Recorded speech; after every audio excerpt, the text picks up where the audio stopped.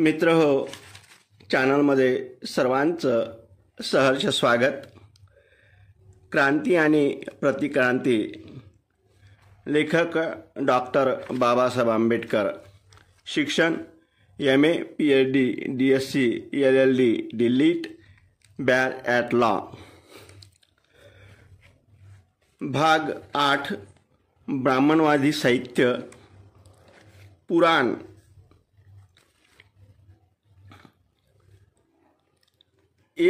यावेळेला उपलब्ध पुराणांची संख्या 18 आहे. 2.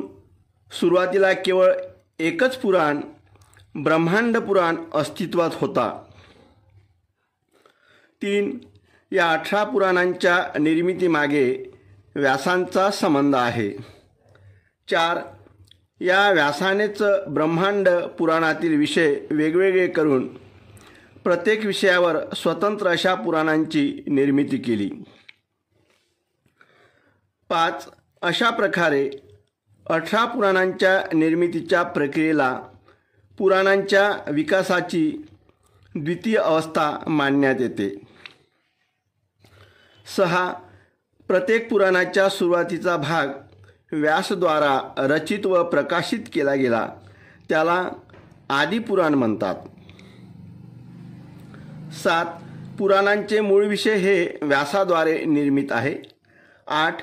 या 18 पुराणांच्या निर्मितीनंतर व्यासांनी ते आपला शिष्य रोमहर्षण याला ऐकविले. 9.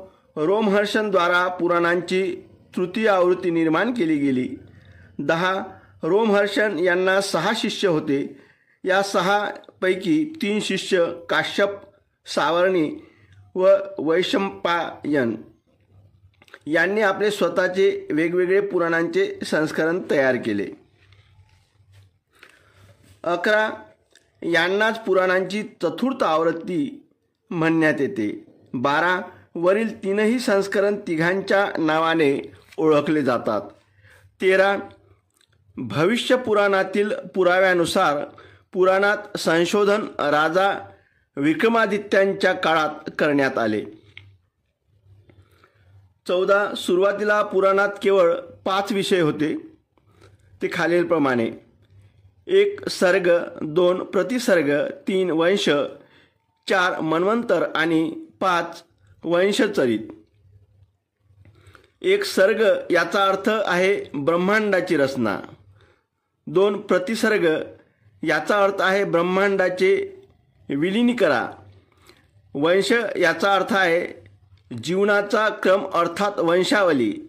4 मन्वंतर याचा अर्थ वेगवेगळ्या 14 मनूपासून सृष्टीचा विकास झाला त्यांना मन्वंतर म्हणतात. 5 वंशचरित याचा अर्थ राजा महाराजांच्या अनेक पिढ्यांच्या वंशावळीचे वर्णन. वरील 5 विषयात व्यतिरिक्त खालील विषयांचा पुराणात समावेश करण्यात आला आहे. स्मृती धर्म. 1 वर्णाश्रम धर्म, 2 आचार धर्म, अहमिका, 4 भाषाभाष्य, 5 विवाह, 6 औशौच, 7 श्राद्ध, 8 द्रव्यशुद्धी, 9 पताका, 10 प्रायचित्त, 11 नरक, 12 कर्मविपाक, 13 युगधर्म. व्रतधर्म. व्रतधर्म म्हणजे व्रत ठेवणे, पर्व पाळणे. क्षेत्रधर्म म्हणजे तीर्थयात्रा आणि दानधर्म म्हणजे दान पुण्य करणे. 16 प्रत्येक पुराण एखाद्या विशिष्ट देवतेशी संबंधित आहे. त्याच देवतांचा आराधना पद्धतीचे वर्णन त्यात सांगितले असते जेणेकरून ती देवता प्रसन्न होईल. 18 पैकी 5 पुराण विष्णू पूजेसंबंधी जोडलेले आहेत. ते खालीलप्रमाणे: 1 विष्णू, 2 भागवत, 3 नारद, 4 वामन, 5 गरुड. 8 पुराण शिवपूजेसंबंधी आहेत ते असे: 1 शिव, 2 ब्रह्म, 3 लिंग, 4 वराह, 5 स्कंद, 6 मत्स्य, 7 कूर्म, 8 ब्रह्मांड. एक पुराण म्हणजे पद्मपुराण ब्राह्मण पूजेवर आधारित आहे, एक पुराण सूर्यपूजेवर व शेवटचे पुराण गणेश पूजेवर आधारित आहे. 17 देवांनी वेळोवेळी घेतलेले अवतार व त्यांचे वेगवेगळे स्वरूप कोणते आहे हाच पुराणातील मुख्य विषय आहे. पुराणांच्या म्हणण्यानुसार ईश्वर एक आहे, परंतु त्याचे स्वरूप वेगवेगळे आहेत. अर्थात तो दोन नावांनी ओळखला जातो. ईश्वर जेव्हा मनुष्याच्या रूपात जन्म घेतो तेव्हा तो चमत्कार अवश्य दाखवितो. 18 अवतारवादाबद्दल विस्तृत वर्णन विष्णू पुराणात वर्णन करून सांगितलेले आहे, कारण विष्णूनेच वेळोवेळी मानवी किंवा पशु स्वरूपात धारण करून काही ना काही चमत्कार अवश्य दाखविलेला आहे. 19 विष्णूने मानव व पशु ज्यात वेळोवेळी घेतलेल्या अवतारांची विस्तारपूर्वक चर्चा या पुराणात करण्यात आली आहे. 20 नवनवीन विषय वेळोवेळी पुराणात समाविष्ट करण्यात आल्यामुळे पुराणांचे मूळ स्वरूप पूर्णतः बदलून गेले आहे. 21 सुरुवातीला पुराणावर ब्राह्मणेतरांचा म्हणजे सुतांचा एकाधिकार होता. या पुराणांची रचना अथवा पठणांशी ब्राह्मणांचा लेश मात्रही संबंध नव्हता. 22 परंतु एक वेळ अशी आली की ब्राह्मणोत्तरांच्या म्हणजे सुतांच्या हातातून ब्राह्मणांनी हा पुराण वाचण्याचा व्यवसाय हिसकावून घेतला. अशा प्रकारे पुराणांचे रचनाकार बदलण्यात आले. आता ब्राह्मणेतरांच्या ऐवजी ब्राह्मण या पुराणांचे रचनाकर्ते बनले. 23 ब्राह्मणांच्या हाती पुराणे पडताच ब्राह्मणांनी यात नवनवीन विषय घुसडून पुराणांची नवीन आवृत्ती तयार केली. या ब्राह्मणाद्वारे पुराणात आमूलाग्र बदल करण्यात आला व संपूर्ण मूळ विषय बदलून यात संशोधन करून नवीन विषय घालण्यात आले. जुने विषय बदलून नवीन विषय जोडले गेले व नाव मात्र जुनेच देण्यात आले. अशा प्रकारे क्रमवार बदल पुराणात करण्यात आले. 24 पुराणांचा निर्मितीकाल ठरविणे ही बाब मात्र कठीण आहे. जे जे ब्राह्मण साहित्य ब्राह्मणांनी लिहिले त्यात त्यांचा निर्माणकाल न लिहिण्यात ब्राह्मण जाणीवपूर्वक सावध होते. पुराणसुद्धा याला अपवाद नाही. 25 पुराणांच्या काळ निर्धारणासंबंधी मान्यताप्राप्त संकल्पनांनाच साक्ष म्हणून आपणास आधार घ्यावयाचे आहे.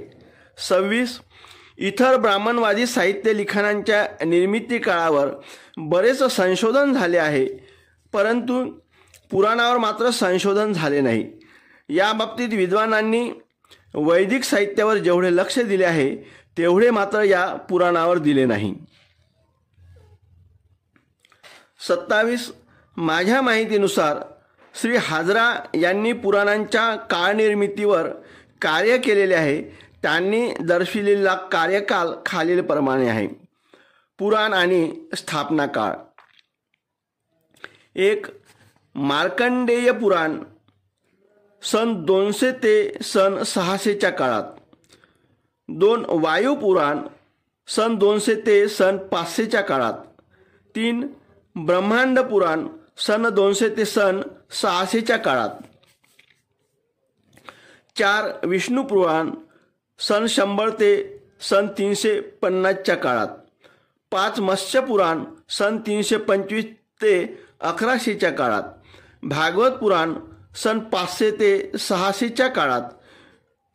कुर्म पुराण सन 550 ते 1000च्या काळात. वामन पुराण सन 700 ते 1000च्या काळात.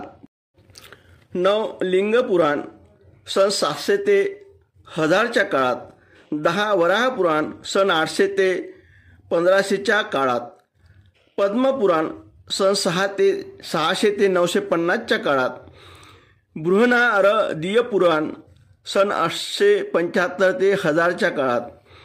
अग्निपुराण सन 800 ते 900च्या काळात.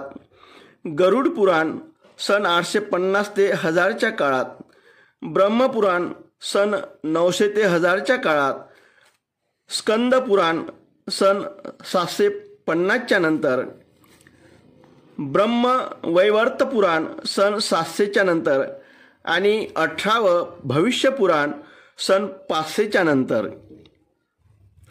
वरील सर्वेक्षणावरून आपल्या लक्षात येईल की पुराण साहित्याची रचना बुद्धानंतरच्या काळात झालेली आहे. या सर्वेक्षणावरून एक महत्त्वपूर्ण सत्य पुढे येते की या सर्व साहित्याची रचना पुष्यमित्राच्या नेतृत्वात झालेल्या प्रतिक्रांतीच्या नंतर झालेली आहे. वरील सर्वेक्षणावरून आणखी एक बाब पुढे येते, ती म्हणजे व्यासांनीच महाभारत लिहिले, व्यासांनीच गीता लिहिली व व्यासांनीच पुराणाचे लिखाण पण केले. गीतेत 18 अध्याय, महाभारताचे 18 अध्याय व पुराणांची संख्या देखील 18च आहे. तर काय ही संख्या केवळ संयोग मात्र आहे